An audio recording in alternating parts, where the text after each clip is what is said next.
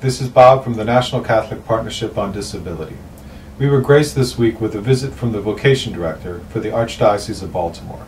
During the visit, we were discussing the decision by Mrs. Brittany Maynard, a 29-year-old newlywed, to end her life due to a diagnosis of terminal brain cancer on November 1st, 2014.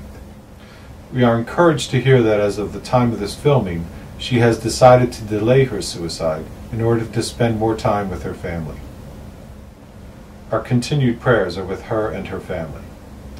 In the video that follows, Father Diascanis discusses the situation and reads a letter from a seminarian who has also received a diagnosis of terminal brain cancer. The video runs about 13 minutes. Below you will find a link to the Diocese of Raleigh's website where you can read the letter. Thank you. I'm Father Michael Diascanis. I currently serve as the Vocations Director for the Archdiocese of Baltimore. And today we're just offering some reflections on the situation of Brittany Maynard. Many of you know of her story, 29-year-old woman who recently was diagnosed with brain cancer, a terminal diagnosis, and Brittany is considering ending her life at the beginning of November. So I'm with Peter Myers today, who lives in Maryland. He currently is a senior at Towson University. And we want to offer some reflections on Brittany's situation. Peter himself lost his vision when he was 9 years old. He's technically legally blind, but he's a very active college senior at Towson. So we'll start to say, Peter, what are some insights that your disability has given you over the years? So I feel like with my disability, becoming blind at 9, it's been a struggle that I've had to go through my whole life, and it's been something that has brought encouragement to others and inspiration to others seeing me fight.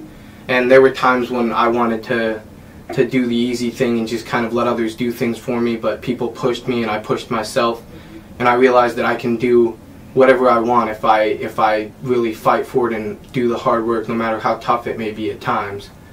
So that's kind of where I've gone with that. And what's a word of encouragement you might give to Brittany or others who are in a situation similar to hers?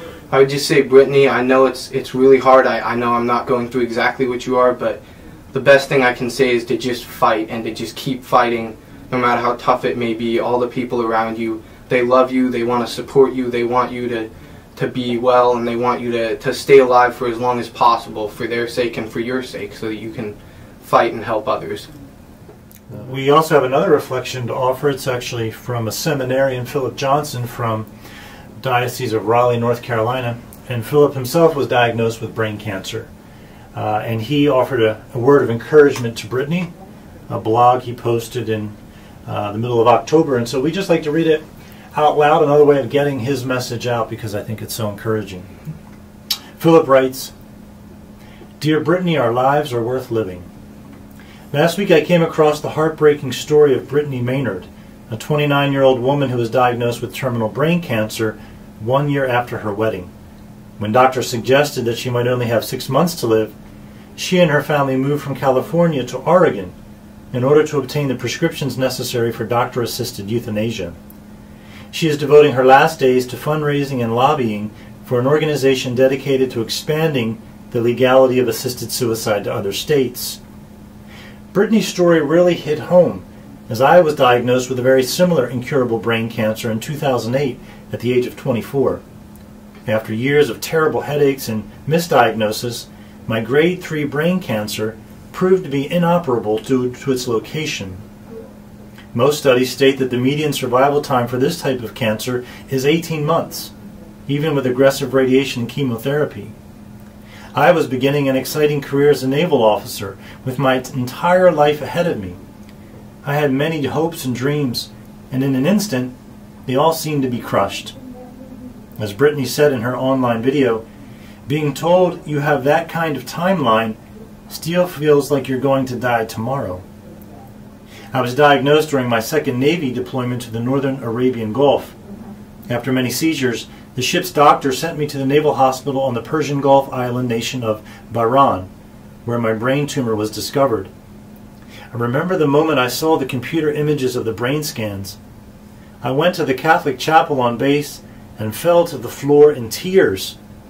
I asked God, why me? The next day, I flew home to the United States to begin urgent treatment.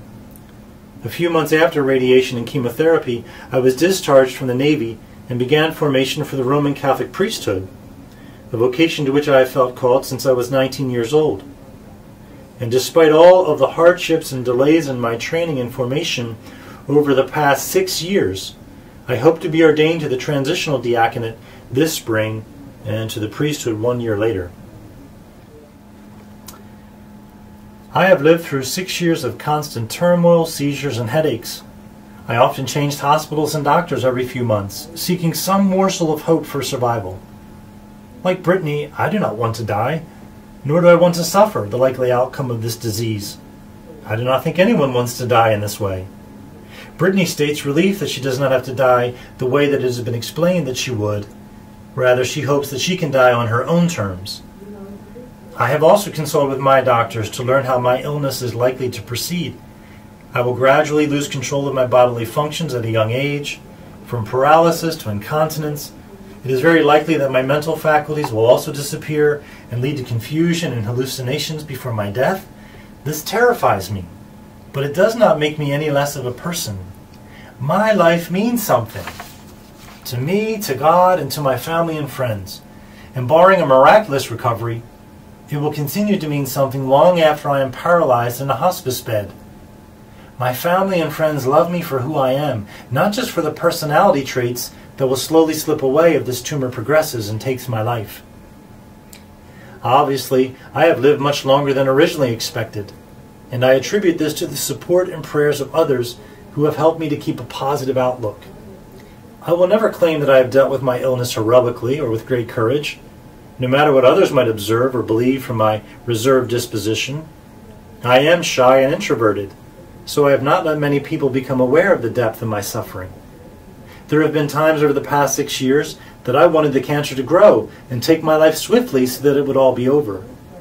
Other times, I have sought forms of escape through sin and denial, just to take my mind off of the suffering and sadness, even if for only a few moments. However, deep in my heart, I know that this approach is futile. My illness has become a part of me, and while it does not define me as a person, it has shaped who I am and who I will become. In Brittany's video, her mother mentions that her immediate hope was for a miracle. My response to my diagnosis was the same. I hoped for a miraculous recovery so that I would not have to deal with the suffering and pain that was likely to come. However, I now realize that a miracle does not necessarily mean an instant cure. If it did, would we not die from something else later in life? Is there any reason that we deserve 15, 20, or 30 or more years of life? Every day of life is a gift, and gifts can be taken away in an instant. Anyone who suffers from a terminal illness or has lost someone close to them knows this very well. I have outlived my dismal prognosis, which I believe to be a miracle. But more importantly, I have experienced countless miracles in places where I never expected to find them. Throughout my preparation for the priesthood, I have been able to empathize with the sick and suffering in hospitals and nursing homes. I have traveled to Lourdes, France, the site of a Marian apparition, and a place of physical and spiritual healing that is visited by millions of pilgrims each year. I have had the great opportunity to serve the infirm there who trust in God with their whole hearts to make sense of their suffering. Through my interaction with these people, I have received much more than I gave. I learned that the suffering and heartache that is part of the human condition does not have to be wasted and cut short out of fear or seeking control in a seemingly uncontrollable situation. Perhaps this is the most important miracle that God intends for me to experience. Suffering is not worthless, and our lives are not our own to take. As humans, we are relational. We relate to one another, and the actions of one person affects others. Sadly, the concept of redemptive suffering, that human suffering united to the suffering of Jesus on the cross for our salvation can benefit others, this concept has often been ignored or lost in our modern time. It is perfectly understandable that medication should be made available to give comfort and limit suffering as much as possible during the dying process, especially during a terminal illness. But it is impossible to avoid suffering altogether. We do not seek pain for its own sake, but our suffering can have great meaning if we try to join it to the passion of Christ and offer it for the conversion or intentions of others. While often terrifying, the suffering and pain that we will all experience in our lives can be turned into something positive. This has been a very difficult task for me, but it is possible to achieve. There is a card on Brittany's website asking for signatures to support her bravery in this very tough time. I agree that her time is tough, but her decision is anything but brave. I do feel for her and understand her difficult situation, but no diagnosis warrants suicide. A diagnosis of terminal cancer uproots one's whole life, and the decision to pursue physician-assisted suicide seeks to grasp at an ounce of control in the midst of turmoil. It is an understandable temptation to take this course of action, but that is all it is, a temptation to avoid an important reality of life. By dying on one's own terms, death seems more comfortable in our culture that is sanitized and tends to avoid any mention of the suffering and death that will eventually come to us all. Brittany comments, "I hoped to pass in peace." The reason to consider life and what's of value is to make sure you're not missing out. Seize the day. What's important to you? What do you care about? What matters? Pursue that. Forget the rest. Unquote. But sadly, Brittany will be missing out on the most intimate moments of her life. Her loved ones comforting her through her suffering. Her last and most personal moments with her family. And the great mystery of death, in exchange for a quicker and more painless option that focuses more on herself than anyone else. In our culture, which seeks to avoid pain at any cost, it is not difficult to understand why this response is so common among those who suffer. I have experienced so much sadness due to my illness, but there's also been times of great joy. The support I have received from others encourages me to keep pushing on. I want to be a priest. I want to see my 3 young nephews grow up. And these goals give me the hope to wake up each day and live my life with trust. I will continue to pray for Brittany as she deals with her illness, as I know exactly what she is going through. I still get sad. I still cry. I still beg God to show me His will through all of this suffering, and to allow me to be His priest if it be His will. But I know that I am not alone in my suffering. I have my family, my friends, and the support of the entire Universal Church. I have walked in Brittany's shoes, but I have never had to walk alone. Such is the beauty of the church, of our families, and the prayerful support that we give one another.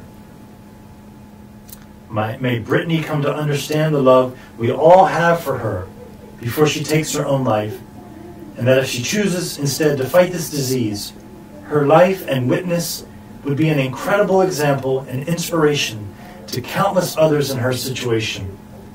She would certainly be an inspiration to me as I continue my own fight against cancer. So again, these are the words of Seminarian Philip Johnson from Raleigh.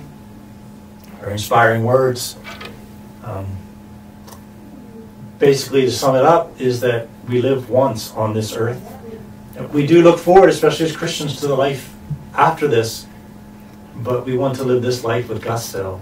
And we can't anticipate what meaning events in our life, circumstances might have, even our suffering, even our stillness, how it might inspire others, as you said, Peter. How it might inspire others to be generous in caring for us and draw out goodness in them. How it might raise a gratitude in others for the health that they have when they see our suffering. So we try not to predict the future. We try to live one day at a time. God's will be done. God bless you, Brittany. God bless you.